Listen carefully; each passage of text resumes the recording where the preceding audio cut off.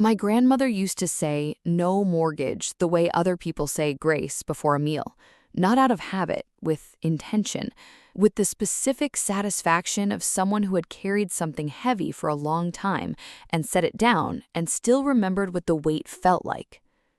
She had paid off the house when she was 61. She mentioned it regularly, not to boast, but in the way people mention the things they are most quietly proud of, woven into conversation naturally, a fact about herself that she returned to the way you return to a river you like. No mortgage, she would say, and her whole posture would shift slightly, would settle. She died at 81, with a mortgage. I found the documents in a shoebox at the back of her closet 3 weeks after her funeral, while my mother and I were clearing her room. $175,000 borrowed against the house she thought she owned free and clear, the cash dispersed 3 years before her death, directly into an account I didn't recognize. I sat on the floor of her bedroom with the documents spread around me, and I read them twice, and then I went very still. My mother came to the door and asked what I'd found. I held up the closing disclosure without saying anything. She came and sat on the floor next to me and read it. We sat there together for a while, on the floor of Evelyn's bedroom, with the afternoon light coming through the curtains she had picked out and washed for 44 years, holding a document that told us her house had not been hers in the way she believed it was hers. My name is Diana. I'm 32, and the shoebox told me a story about my uncle Raymond that I am still, 3 years later, working out how to carry. My grandmother Evelyn had lived in that house for 44 years. She and my grandfather had bought it in their late 30s, a white frame house with a garden in the back and a porch at the front, and a kitchen that was always, in my memory, in the process of having something in it that was warm. They raised 2 children there. When my grandfather died 15 years before Evelyn, she stayed because it was where she was, because the house had been theirs together and now was hers alone, because she knew the way the light came through every window at every time of day, and she did not want to learn a new house's light. She owned it outright. The last mortgage payment had been made when she was 61, and she had mentioned it with the specific pride of no mortgage at every relevant opportunity for 20 years since. She managed her finances carefully on her Social Security and my grandfather's small pension. She knew what she had, and she knew what she spent, and she knew roughly every month what was left over, what she called the cushion. Uncle Raymond is my mother's younger brother. He had lived near Evelyn for most of his adult life, which had made him the obvious family presence in her later years, the one who drove her to appointments, helped with things that needed helping, was there when something went wrong. My mother, who lived 3 hours away, was grateful for his presence in the way you are grateful when someone else can do what you cannot. She told him so, often. She told Evelyn how lucky she was to have him nearby. I had grown up understanding Raymond as reliable. The word I would have used was devoted. The shoebox was the first evidence that devoted and devoted with something else running underneath can look identical from the outside. The shoebox contained 7 documents filed in order: closing disclosure, loan agreement, payment authorization, lender correspondence, and a power of attorney dated 18 months before the refinancing that authorized Raymond to act on Evelyn's behalf in all financial matters. The power of attorney was obtained during a specific period I remembered. Evelyn had fallen, not badly, but badly enough to shake her. She had bruised her hip. Raymond had suggested, in the practical way of someone who helps with things, that it would make sense to formalize the financial management arrangement so she didn't have to worry about paperwork during recovery. Evelyn agreed. He helped with things. Making it official seemed reasonable. What she had authorized, the document told me in language I had to read slowly to parse, was broad enough to include signing loan documents on her behalf. It was broad enough to authorize a refinancing. It was, in its actual language, far more than administrative convenience during recovery from a fall. The mortgage payment had been drawn from Evelyn's checking account automatically for 3 years. Her cushion, the modest monthly surplus she mentioned with that particular quiet pride, the one she called the cushion, was smaller than she described for 36 months. Either she hadn't noticed, or hadn't known what it was for, or had asked Raymond and received an explanation that satisfied her in the way that explanations from people you trust tend to satisfy you even when you don't fully understand them. I called an elder financial abuse attorney named Sandra within the week. I sent her the documents before we spoke.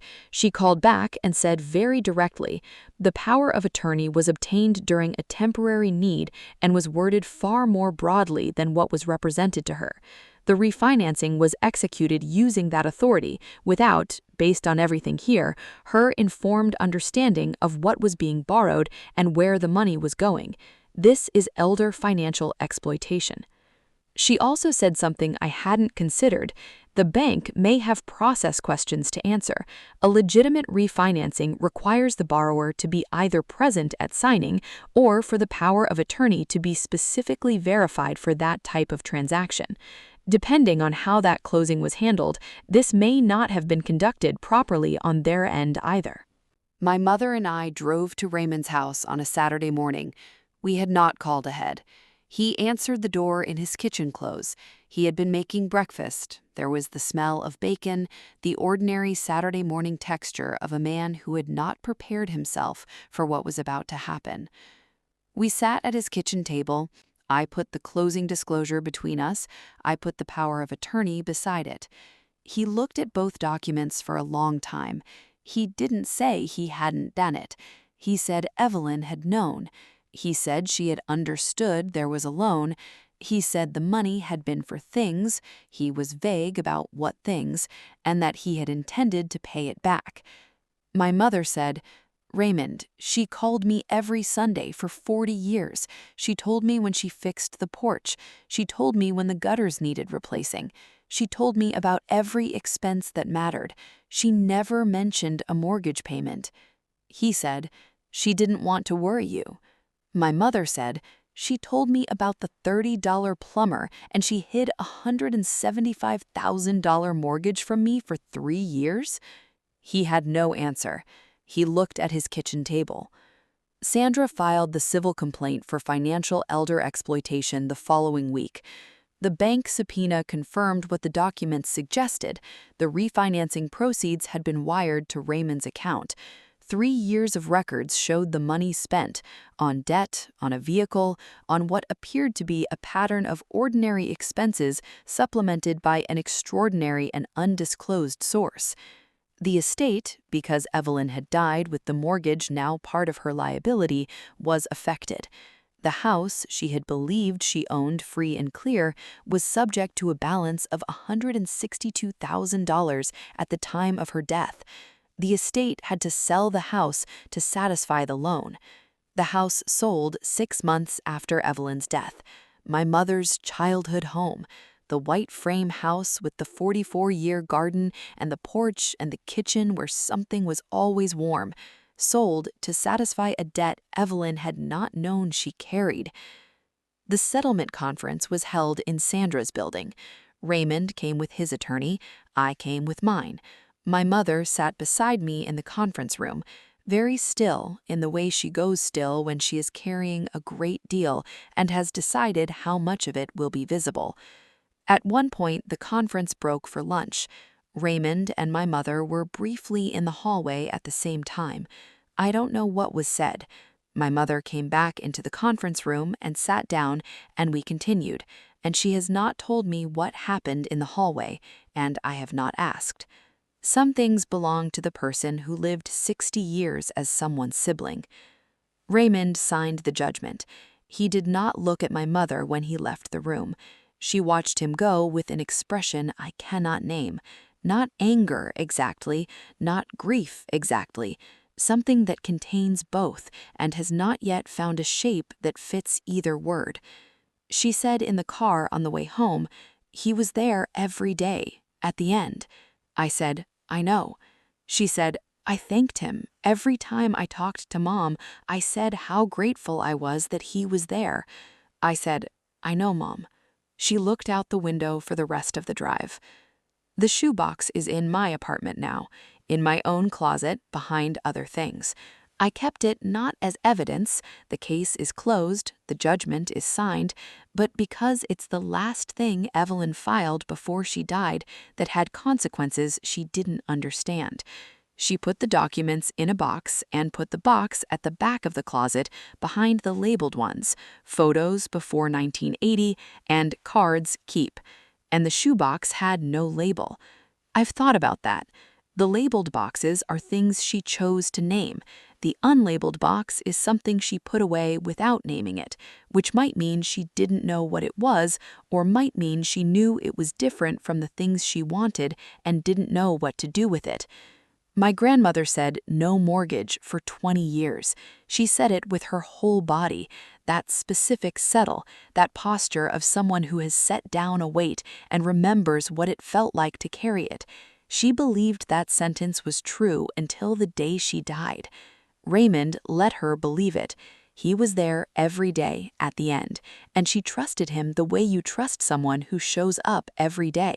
And he let her die believing her house was hers, free and clear, while he made the mortgage payments from her checking account every month. The house is gone. The garden is gone. The kitchen where something was always warm belongs to someone else now. What's left is the judgment, the documents, the shoebox in my closet, and my mother looking out the car window on the way home from a settlement conference for something that should never have needed settling. That is the inheritance Raymond left us, not the one Evelyn intended. His, built from her checkbook, her trust, her 20 years of saying no mortgage with that specific settled pride, and her belief that the person who showed up every day was showing up for her. She was right that he showed up. She was wrong about what for. Subscribe to Family Verdict for a new family betrayal story every week. If someone used a position of trust to take from someone who couldn't fully protect themselves, tell me what happened in the comments below. I'll see you in the next one. Thank you for watching.